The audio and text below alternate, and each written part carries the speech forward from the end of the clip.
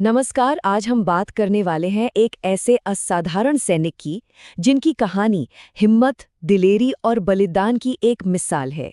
ये कहानी है मेजर मोहित शर्मा की, जिन्हें उनके साथी प्यार से माइक बुलाते थे।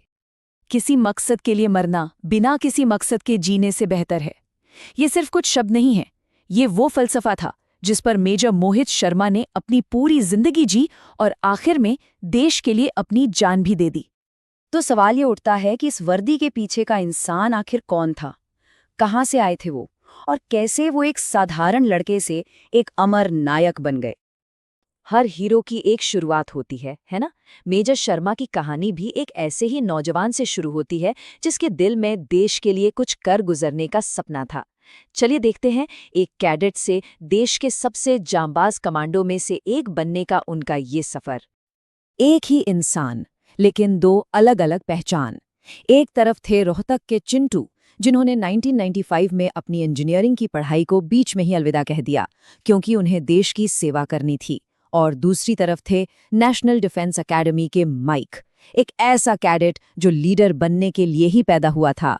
ये सिर्फ नाम का बदलाव नहीं था, ये एक आम लड़के के एक असाधारण फौजी बनने की दास्तान की शुरुआत थी। एनडीए में वो सिर्फ एक होनहार कैडेट नहीं थे, अरे वो तो एक चैंपियन थे। चाहे घुड़सवारी हो, बॉक्सिंग हो या फिर तैराकी, हर चीज में उन्होंने अपना लोहा मनवाया। यही वो जुनून था जो उन्हें सबसे अलग बनाता था। एकेडमी की ट्रेनिंग तो बस एक पड़ाव था, असली इम्तिहान तो अब शुरू होना था। अब उनकी कहानी एक नए और कहीं ज्यादा खतरनाक मोड़ पर पहुंचती है, जहां वो एक खुफिया एजेंट बन जाते हैं। साल था 2003, जून का महीना, जब उन्होंने ज्वाइन की भारतीय सेना की सबसे घातक यूनिट्स में से एक, फर्स्ट पैरा स्पेशल फोर्सेस। ये उनके करियर का वो मोड़ था जो उन्हें सीधे खुफिया ऑपरेशंस की दुनिया में ले गया। और इसी खतरनाक दुनिया में उन्हें एक बिल्कुल नया नाम मिला, एक नई पहचान, इफ्तिखार भट्ट। ये उनका कोड नेम था, एक ऐसा नकाब जिसे पहनकर उन्होंने एक ऐसे मिशन को अंजाम दिया जिसके बारे में आज भी बहुत कम लोग जानते हैं। तो मिशन क्या था? मिशन था डीप कवर। इफ्तिखार भट्ट बनकर वो एक आतंकवादी संगठन के अंदर घुस गए। उन्होंने दाढ़ी बढ़ाई, वहां की बोली सीखी और उन्हीं के बीच रहकर अहम खुफिया जानकारी इकट्ठा की।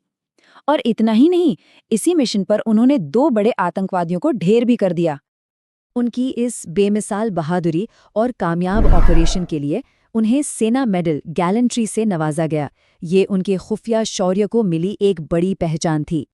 उनके सारे मिशन खतरनाक थे, पर एक मिशन उनका आखिरी मिशन साबित हुआ।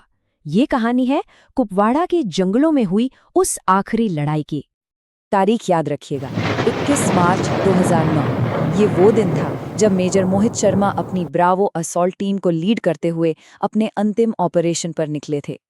जगह थी कुपवाड़ा का हफरूड़ा जंगल और सामने थे भारी हथियारों से लैस आतंकवादी। देखते ही देखते दोनों तरफ से जबरदस्त गोलीबारी शुरू हो गई और पूरा जंगल गोलियों की आवाज से दहल उठा। और इसी गोलीबारी के बीच टीम के 2 साथी, 2 कमांडो बुरी तरह घायल हो गए। सिचुएशन बहुत ही नाजुक थी और पूरी टीम पर खतरा मंडरा रहा था। सोचिए, चारों तरफ गोलियों की बौछार हो रही है और मेजर शर्मा अपनी जान की जरा भी परवाह किए बिना रेंगते हुए अपने दोनों घायल साथियों तक पहुंचे और उन्हें खींचकर एक सुरक्षित जगह पर ले आए। अपने साथियों को बचाते बचाते एक गोली उनके सीने में आ लगी, पर वो रुके नहीं। बुरी तरह जख्मी होने के बावजूद उन्होंने ग्रेनेड फेंके और अकेले ही दुश्मनों पर टूट पड़े। वो उनका फाइनल चार्ज था। और उनकी इस आखिरी दिलेर कार्रवाई का नतीजा 4 आतंकवादी ढेर, और इनमें से 2 को तो मेजर शर्मा ने अपनी आखिरी सांस से लेने से ठीक पहले खत्म किया था। मेजर मोहित शर्मा का ये सर्वोच्च बलिदान बेकार नहीं गया। देश ने अपने इस बेटे की बहादुरी को हमेशा हमेशा के लिए अमर कर दिया।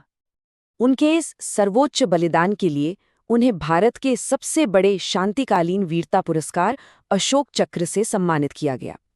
ये सम्मान सिर्फ और सिर्फ बेमिसाल बहादुरी और आत्म बलिदान के लिए ही दिया जाता है। 26 जनवरी 2010 को मरणोपरांत उन्हें ये सम्मान दिया गया। ये उस नायक को एक सलाम था जिसने देश के लिए अपना आज हमारे कल के लिए कुर्बान कर दिया। और इस कहानी को हम उन्हीं के शब्दों पर खत्म करते हैं किसी मकसद के लिए मरना बिना किसी मकसद के जीने से बेहतर है। मेजर मोहित शर्मा सिर्फ एक सैनिक नहीं थे, वो एक अमर प्रेरणा है। उनकी कहानी हमें याद दिलाती है कि असली हीरो कभी नहीं मरते,